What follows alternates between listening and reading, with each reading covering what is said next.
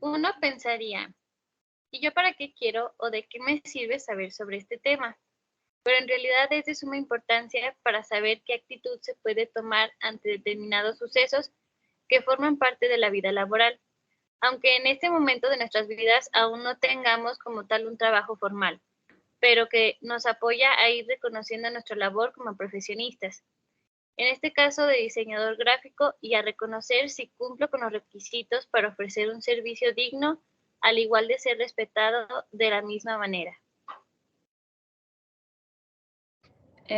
Bueno, en complemento con lo que nos comparte nuestra compañera Jessica, yo les voy a hablar un poco sobre la justificación. En base al tema que se nos asignó, se hizo una investigación que pretende cumplir pues, con los principales criterios del tema, ya que es de suma importancia aprender y conocer sobre todos estos derechos y obligaciones que existen en la actualidad y en la cual pues, en algún futuro vamos a poder acceder.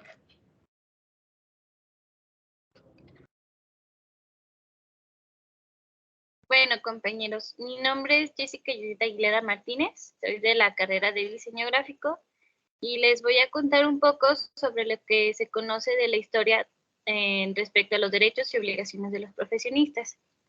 Se retomaron algunos temas, sobre todo lo que fueron de la última unidad, que trata sobre la ética profesional y algunos temas como acción y juicio moral, la voluntad y responsabilidad, entre otros. Bueno, mucho se ha platicado respecto a la colegiación obligatoria de todas aquellas profesiones que para su ejercicio requieren de título profesional, registro y un documento que sirva como constancia de la pericia de quien detenta el título profesional para el ejercicio de una profesión o especialidad, que es la llamada cédula profesional. México cuenta con elementos que inducen a pensar en la necesidad de que las profesiones que son estudiadas y ejercidas en el territorio nacional sean supervisadas por peritos calificados, a efecto de que los servicios profesionales cuenten con la calidad necesaria que requiere la sociedad mexicana. Y se han propuesto 3 cometidos iniciales y esenciales. Siguiente. El primero de ellos, bueno, es el de convocar al gremio y a las autoridades a tomar en serio el tema de la colegiación profesional. Esto implicaría el estudio, la programación y entendimiento, la organización, legislación y una buena disposición, pues para ser logrados. Esto permitiría un autocontrol de la actuación profesional, tanto que se trate de un cirujano, un contador, enfermera, ingeniero, licenciado, etcétera, y que sea juzgadores o de cualquier especialidad donde puedan perturbarse del bienestar de los demás, en lo individual o en lo colectivo, y que hoy en día no existe, con lo que se causa un notorio detrimento para la sociedad. El segundo sería la interlocución de las diversas instancias de gobierno y la sociedad civil. Los asuntos del ejercicio profesional son de una dimensión que exceden a los temas propios y exclusivos de la ciencia. Involucran a todos, casi sin excepción, lo que es Estado, sectores sociales, sistema educativo, el aparato económico, profesionales de la antropología, la psicología, historia, administración, economía y la política. Entre otros, los responsables del empleo, los responsables de la seguridad, de la salud, del desarrollo, el bienestar, la comunicación, la religión y muchos otros. Por ello, es una tarea donde se requiere la interlocución con profesiones unidas, o de lo contrario se arriesga a un diálogo inocuo y al final de cuentas pues estéril. Y en tercer cometido, es inicial, sería el logro de una codificación de ética profesional. Ello es imprescindible, urgente e impostergable, ya que el ejercicio profesional no ha estado sujeto a reglas de conducta profesionales claras y definidas. En esto no difiere a reglas éticas. Podría ser para el mal o para el bien. Por ello se requieren las reglas de una moral conductual colectiva para que determine la sana actuación del profesionista frente al paciente, el juez, al fiscal, al cliente y frente a sí mismos también. Es un buen cometido el de los profesionistas en unión y en comunidad, no solo con ellos mismos, con toda la sociedad en la que se debe de vivir. No hay un mejor bien colectivo que el de la justicia. Los demás no son superfluos, pero son complementarios. En este tiempo de globalización, donde se presentan nuevas formas de contratación y empleos, es importante regular las relaciones de labores, que en general mediante normas jurídicas de cumplimiento obligatorio a fin de evitar conflictos y de buscar una armonía entre empleadores, tanto como trabajadores. El derecho laboral y la seguridad social son una forma de lograr el desarrollo y la justicia social. Se debe de buscar mejorar las condiciones laborales y evitar el desempleo. El derecho laboral actual norma toda la relación laboral y a pesar de que la Constitución política del Estado vela por la estabilidad laboral, ese derecho que asiste al trabajador a conservar su trabajo, evitando que el empleador por razones injustificadas lo prive de este derecho. En las instituciones públicas, por razones políticas, se vulnera la norma toda vez que el empleado público sea despedido por cambio de autoridades y no cuenta con medios judiciales imparciales que lo protejan. También son tomados en cuenta varios aspectos dentro de la entidad de una persona para analizar si es capaz de presentar su servicio de manera profesional, las cuales son formación profesional, carácter profesional, vocación y orientación profesional. Siguiente, por favor. Bueno, en la formación profesional, pues se sabe que a uno se le concede la personalidad jurídica desde el momento de nacimiento, que son los derechos y saberes y deberes. Y a sabiendas también que se va desarrollando con el paso del tiempo. Nuestra vida se rige por diferentes pasos que hacen que cada individuo lo que debería de ser en un futuro, entendiéndose pasar por las distintas etapas de conocimientos, ya sea la primaria, secundaria y el último grado hasta la universidad.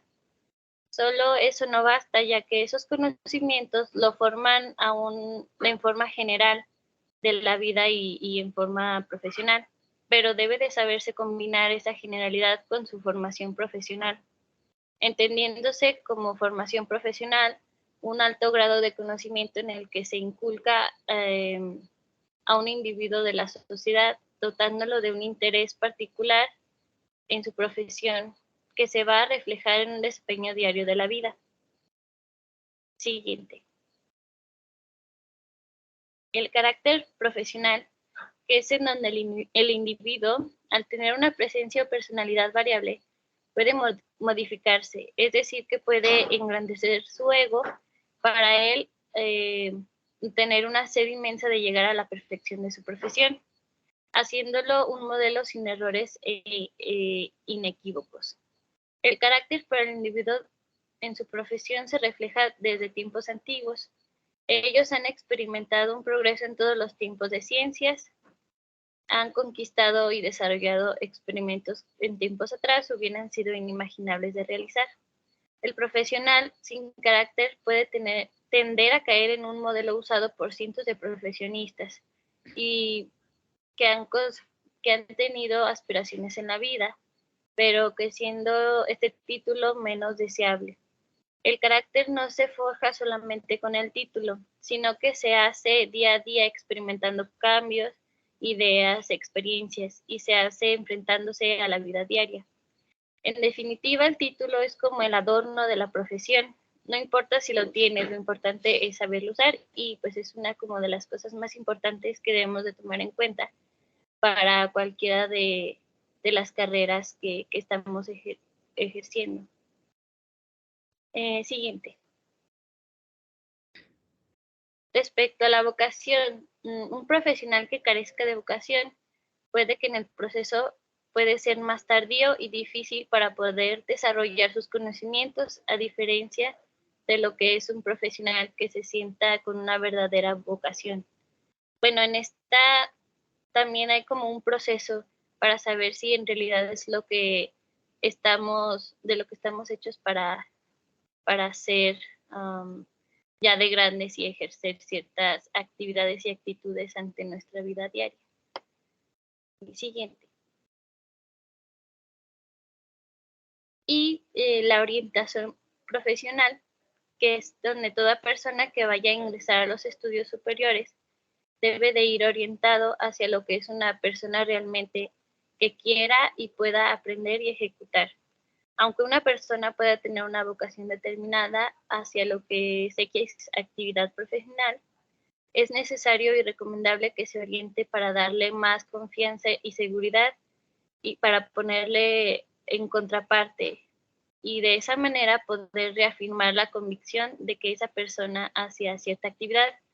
En esta parte yo lo relaciono un poco más en la parte de que cuando consigues un trabajo te tienen que dar como una capacitación que te haga orientarte un poco más profesionalmente hacia el área en la que te vas a especificar o igualmente tomar algún curso por parte propia para saber o tener un poco más de conocimiento.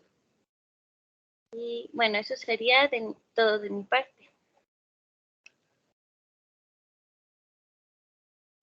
Mi nombre es Margarita Lisset Rivera Anguiano y ahora yo les voy a hablar de dos temas. El primero es el artículo 5 y el segundo es la ley reglamentaria. El artículo 5 pertenece a la Constitución Política de los Estados Unidos Mexicanos, que es hasta ahora pues la ley suprema que tenemos en el país, y este artículo protege principalmente el trabajo. Bueno, para entrar un poco en contexto, tenemos que el trabajo es una actividad humana por la cual la persona se desarrolla y sirve a la sociedad, además de que con esta pues obtiene los ingresos para el sustento personal o familiar. Y bueno, ya entrando más a materia de lo que trata el artículo 5, este nos dice que a ninguna persona se le puede impedir que se dedique a la profesión, industria, comercio o trabajo que se le acomode, siempre y cuando sea lícito y cumpla con algunos requerimientos que más adelante voy a mencionar.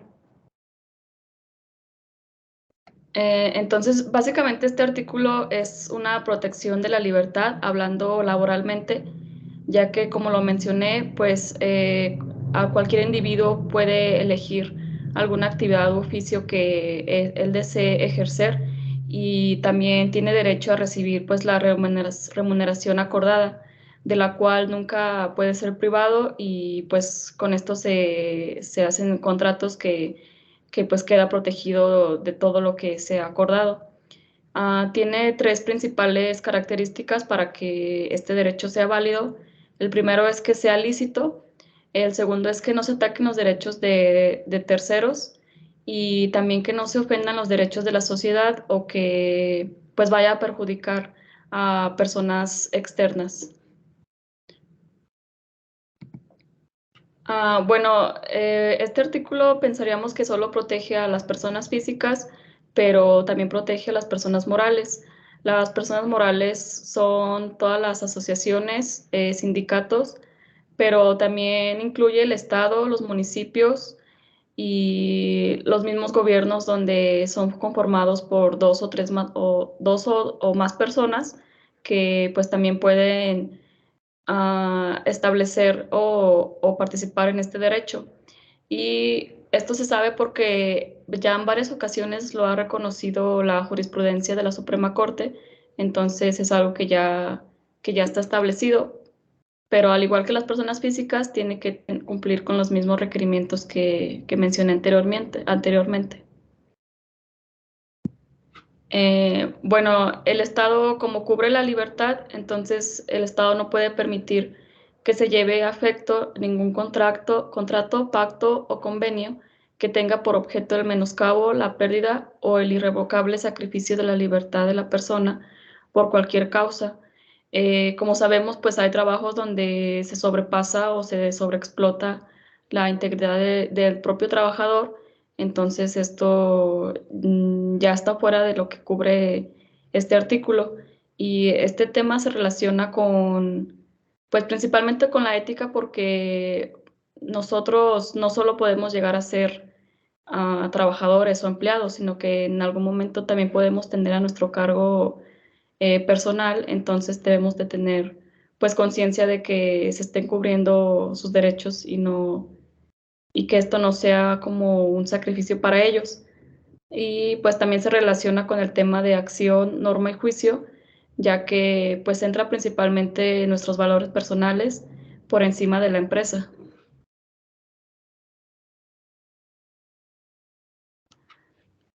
Tenemos aquí unos casos especiales donde el Estado sí puede como tener un poquito más de control sobre los individuos.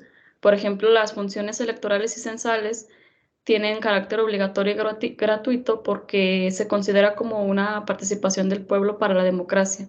Entonces, se está como invitando a que las mismas personas participen en las decisiones del país. Hay algunos servicios públicos que también son obligatorios, pero aquí ya entran como otros términos que pues abarcan otras leyes.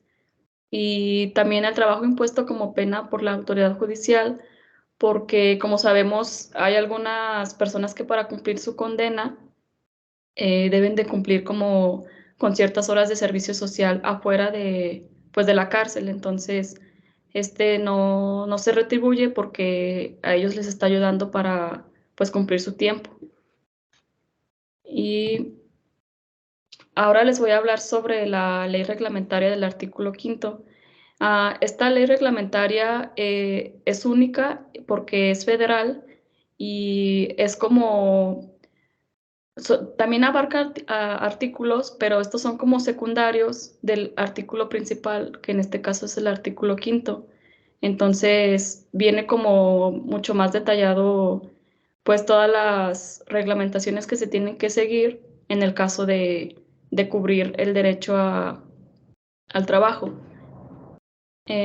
Bueno, puse aquí los puntos principales, que es que para que una persona pueda ejercer una o varias especialidades, primero tiene que haber obtenido un título profesional y pues en los términos de la ley, y tiene que ver mucho también con el Estado y también pues con la institución en la que hizo sus estudios.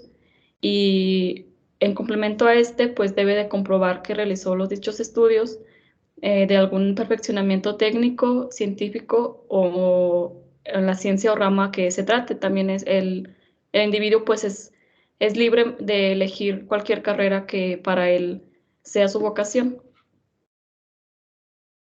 Eh, Como les comentaba, esta ley reglamentaria tiene muchos artículos incluidos, pero yo puse aquí los más importantes. El primero es que para que quede claro que es un título profesional, es un documento expedido por instituciones del Estado o por instituciones particulares, siempre y cuando tenga reconocimiento de validez oficial de estudios.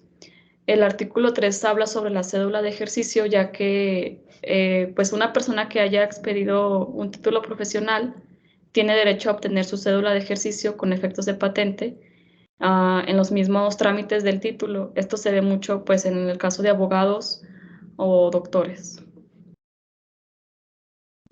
El artículo 8 nos habla sobre cómo se obtiene el título profesional y como les había comentado, es toda una serie de requisitos para acreditar que se han cumplido pues sí, lo que ha impuesto la misma institución.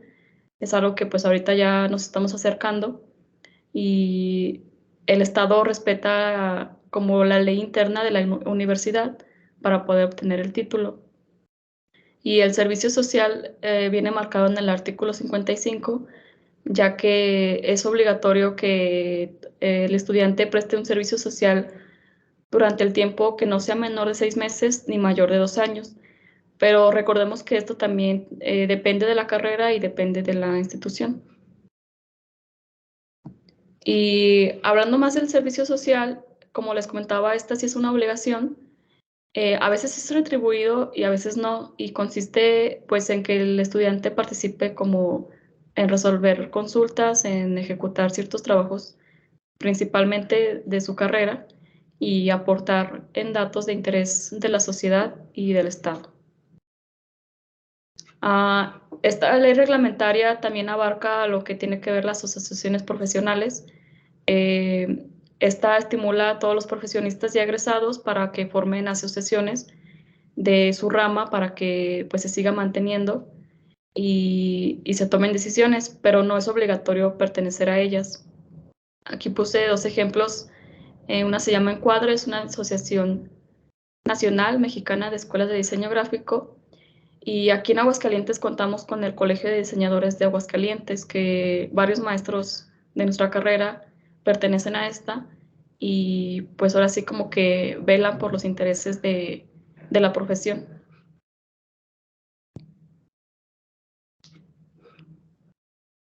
Buen día, compañeros. Mi nombre es María Fernanda Mendoza Rangel y yo les voy a hablar ahora sobre lo que es la Ley de Profesiones del Estado de Aguascalientes, donde les voy a platicar un poco sobre los artículos, derechos y obligaciones que tenemos como profesionistas.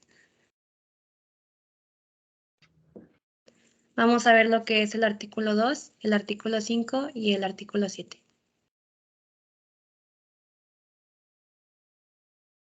Nuestro primer artículo 2, en el apartado 4, nos habla sobre lo que son los profesionistas. Esta es toda persona física que obtenga un título en los niveles de técnico, técnico superior universitario o licenciatura expedido por las instituciones educativas debidamente autorizadas o reconocidas por las autoridades competentes. ¿Le das a la siguiente, Liz, por favor? Es decir, que debemos de contar con un título, la cual deba de estar autorizada o reconocida por las autoridades competentes. Un ejemplo es, podríamos hablar de las universidades las cuales no cuentan con un registro ante la SEP, la cual al terminar lo que es nuestra carrera o incluso estar en esta universidad, nuestro título o nuestra profesión al no estar autorizada podría traernos problemas, ya que pues estas instituciones no son autorizadas y eso puede llegar a tener problemas a futuro.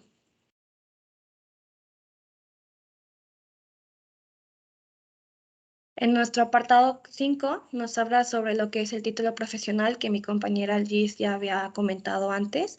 Este es un documento expedido por las instituciones públicas o privadas debidamente autorizadas por lo que son reconocidas por las autoridades competentes que acredita el resultado de una profesión, lo cual conlleva lo que les comentaba anteriormente, al terminar tus estudios en un instituto, esta debe tener la autorización para poder terminar tu profesión.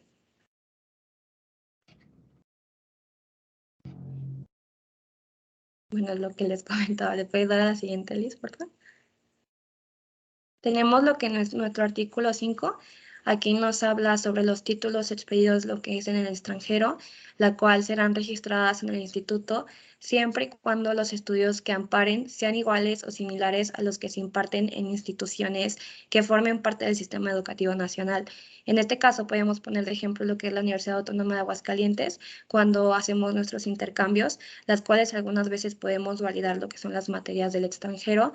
Un ejemplo podría ser en base al diseño gráfico que nosotros estamos cursando y es a lo mejor irse a España y allá tienes lo que es la materia de la psicología del color y aquí en la Universidad Autónoma tienes lo que es la materia llamada el color, lo cual ambas son iguales, ambas materias son iguales, por lo cual esto nos permite ya que forman ambas en lo que es el Instituto Educativo Nacional.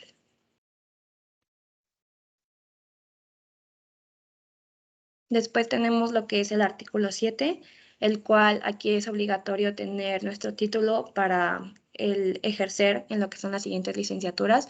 Aquí yo puse algunos ejemplos que es Administración Turística, Administración y Finanzas, Mercadotecnia y en nuestro caso Ingeniería Civil, Diseño Gráfico y Diseño Industrial.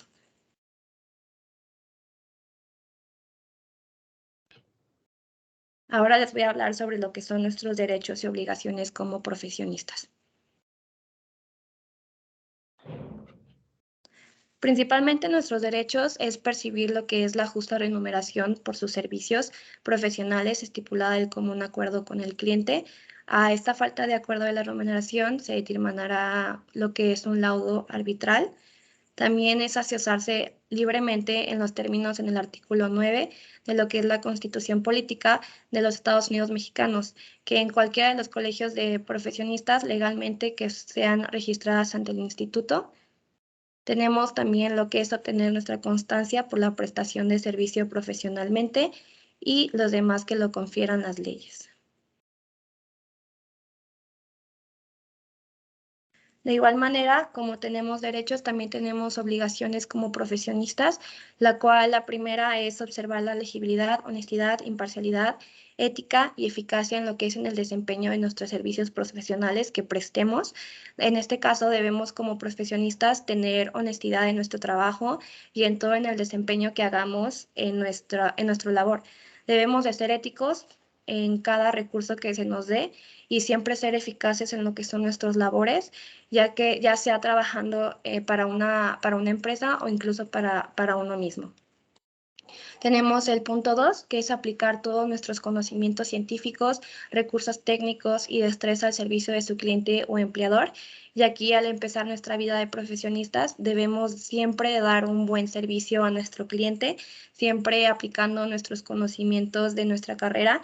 Como diseñadora gráfica, debo de aplicar todos mis conocimientos. Si un cliente llega conmigo a que le ayude a resolver un problema visual, yo debo de aplicar lo que conozco, mis conocimientos que tuve en lo que es mi carrera profesional, para poder lograr resolver este problema que mi cliente me está pidiendo y poder lograr tener un trabajo exitoso. En nuestro punto 3 tenemos guardar el secreto profesional respecto a la información que se disponga, salvo a los informes que deba rendir ante las autoridades competentes. Nosotros como diseñadores e incluso también en otras profesiones, también recibimos lo que es demasiada información de nuestro cliente, cuánto tiempo lleva con su negocio, a qué se dedica, qué prefiere, sus gustos, también incluso sus nombres y los nombres de los que están adentro de la empresa o el negocio que ellos tienen. Entonces nosotros como una persona profesional no debemos de decir estos datos que no nos corresponden a otra gente fuera de las personas que estamos trabajando en ese proyecto. Es por eso que debemos de ser personas éticas como profesionales, ya sea en cualquier rama universitaria, ya sea en diseño gráfico, diseño industrial, ingeniería civil e incluso en las demás carreras como puede ser derecho. De igual manera, debemos de señalar en nuestra publicidad o papelería profesional su nombre completo, la profesión que ostenta y posgrado en su caso y el número de la cédula respectiva. En este caso lo vemos mucho en lo que son los médicos cirujanos, que siempre agregan lo que es su cédula para nosotros tener un poco más de confianza a la persona a la que vamos. Tenemos que exhibir nuestro título en un lugar visible en su domicilio profesional. Esto de igual manera lo vemos mucho en lo que son los médicos e incluso también en los nutriólogos, y en cualquier profesión nosotros debemos de exhibir lo que es nuestro título en un lugar visible para que las personas sientan como esa confianza de que están yendo con un profesional. También debemos de inscribirnos en lo que es el registro público profesional y las demás que establezcan las leyes.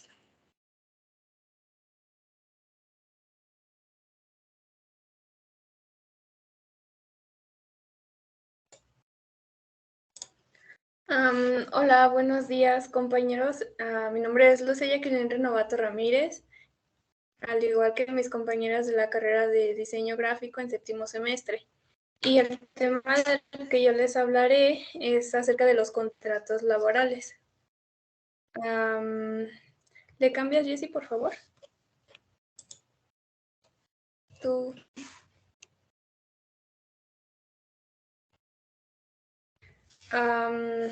Bueno.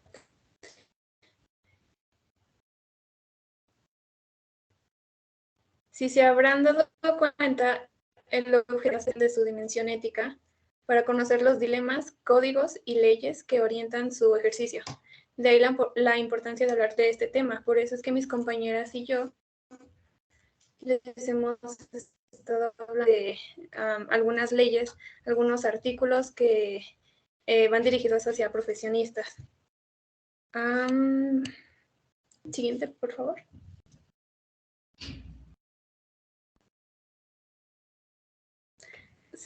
Bueno, ser autónomo significa, según la RAE, que trabaja por cuenta propia. La autonomía, bueno, es un tema que estuvimos viendo en clases y es un concepto procedente de la filosofía que generalmente expresa la capacidad para darse reglas a uno mismo o tomar decisiones sin intervención ni influencia externa. Beauchamp dice que se es autónomo solo si se es capaz de deliberar controladamente y actuar libremente. Esto lo dijo en 1987.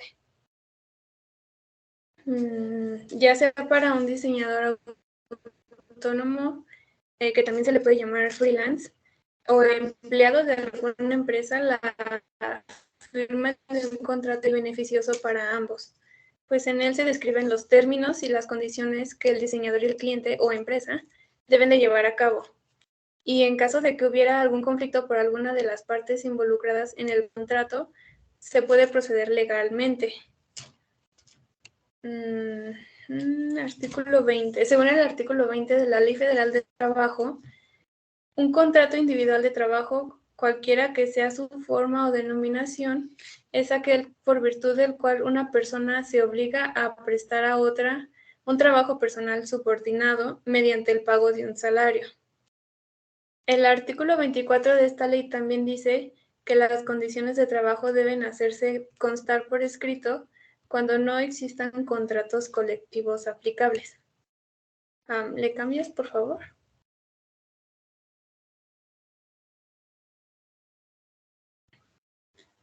Ok, se harán 2 ejemplares de contratos, por lo menos, de los cuales cada uno quedará en poder de cada parte, o sea, uno para la empresa y otro para el empleado. O en el caso de los diseñadores freelance, uno para el diseñador y otro para el cliente. El escrito en que constan las condiciones de trabajo deberá contener los siguientes datos: el nombre de ambas partes, nacionalidad, edad, sexo, estado civil, clave única de registro de población, registro federal de contribuyentes, el domicilio del trabajador y del patrón, especificar si es por tiempo determinado o indeterminado, el servicio o servicios que deban presentarse, los que determinarán con la mayor precisión posible. Siguiente. Y bueno, además de esto, también debe de venir específico en el contrato el lugar o los lugares donde deba de presentarse el trabajo, la duración que tendrá la jornada del empleado y la forma y el monto del salario. También el día y el lugar de pago del salario, la indicación de que el trabajador será capacitado o adiestrado en los términos de los planes y programas establecidos o lo que se establezca en la empresa, conforme a lo dispuesto en esta ley, así como también otras condiciones de trabajo, tales como días de descanso, vacaciones y demás que convengan el trabajador y el patrón. ¿Le cambias, por favor?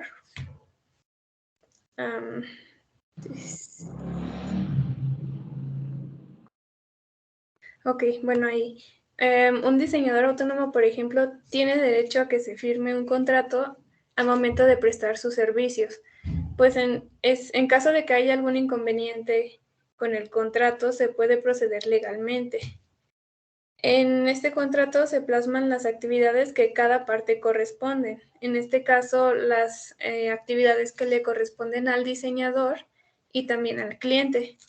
La descripción del servicio que se está adquiriendo, la modalidad y fechas de pago, el calendario de pago, de fechas de entrega, los documentos que se van a entregar, los medios y horarios por los que se tienen que contactar y todo lo que se considere colocar para que no haya malentendidos o conflictos.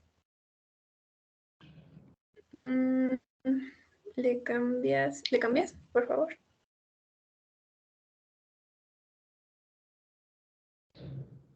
¿Liz? Ya le cambié, Lucy. A lo mejor, ¿no te aparece? Es que eso ya los dije. Perdón. No me aparece. Bueno, ahorita de Código Civil Federal. Sí, ya me apareció.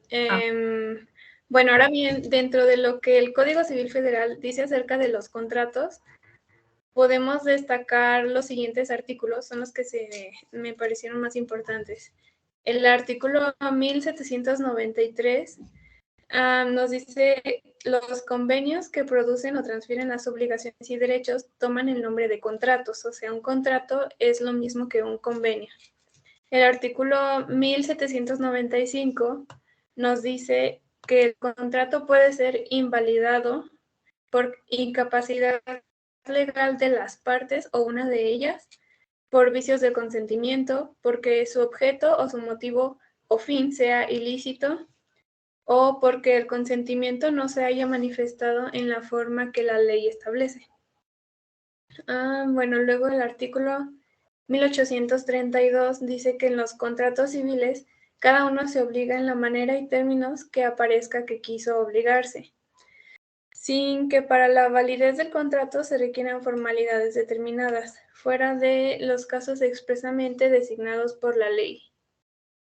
En el artículo 1884 nos dice que cuando se exija la forma escrita para el contrato, los documentos relativos deben ser firmados por todas las personas a las cuales se imponga esa obligación. Si alguna de estas personas no puede o no sabe firmar, lo debe de hacer otra persona en su ruego, y en el documento se imprimirá la huella digital del interesado que no firmó. Bueno, de mi parte es todo, y ahora cada una de mis compañeras, en el orden en que expusimos nuestro tema, vamos a decir nuestras conclusiones.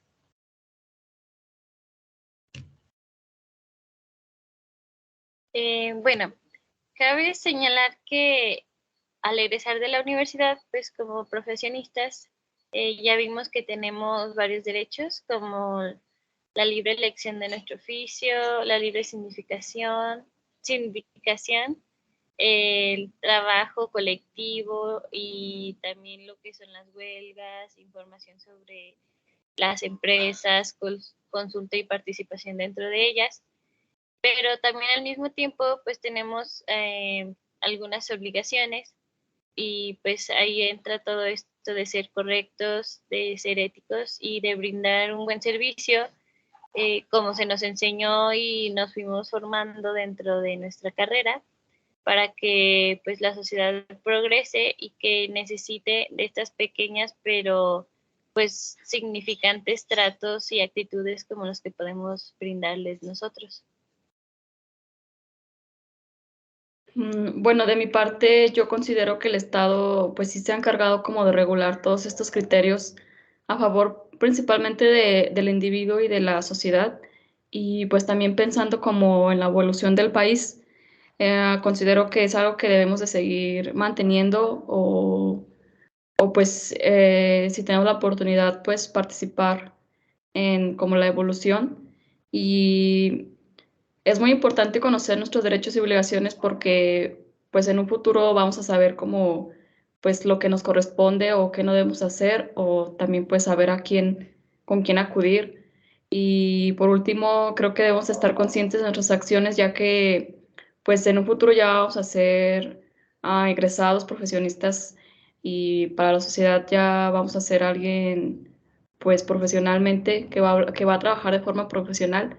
Entonces sí es como una responsabilidad que debemos de tener en cuenta, y pues como lo mencioné, cuidar nuestra propia integridad, pero también la integridad si en nuestro caso vamos a tener personal a nuestro cargo. De mi parte, igual, como comentaban mis compañeras, me parece importante como futuros profesionistas que ya vamos a salir de la universidad, me parece importante tener siempre en claro lo que son nuestras leyes, y más que nada también tener pues en control, bueno, no en control, sino como tener en claro cuáles son nuestros derechos y también cuáles son nuestras obligaciones como profesionistas. Creo que es muy interesante conocerlas, porque algunas veces nosotros salimos como profesionistas y no tenemos muy en claro cuáles son nuestros derechos como trabajadores, y de igual manera como diseñadores gráficos debemos de siempre tener disciplina y ser éticos en cada uno de nuestros proyectos que realicemos para poder lograr ser grandes profesionistas, e igual en cualquier carrera.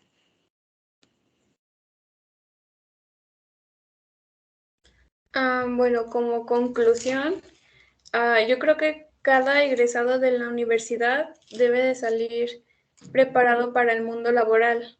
Debe conocer sus derechos y obligaciones, como ya lo dijeron mis compañeras. Y bueno, según el perfil de egreso de la carrera de diseño gráfico, vi que ahí dice que deben de ser autónomos y responsables socialmente. pero yo pienso que sobre todo debe y se espera que salga siendo un individuo ético, una persona que de verdad haga un bien tanto a la sociedad como a sí mismo, ya que de lo contrario estaría cometiendo traición a su misma persona. Pienso que nuestro país necesita personas más justas y morales porque, bueno, en el mundo ya hay muchas personas que no son nada éticos. En nuestro país hay muchos de esos y yo pienso que ya es hora de que haya un cambio verdadero. Bueno, aquí tenemos las principales referencias de donde sacamos toda la información y pues les agradecemos la atención hasta este punto. Muchísimas gracias. Eso sería todo de nuestra parte. Muchas gracias.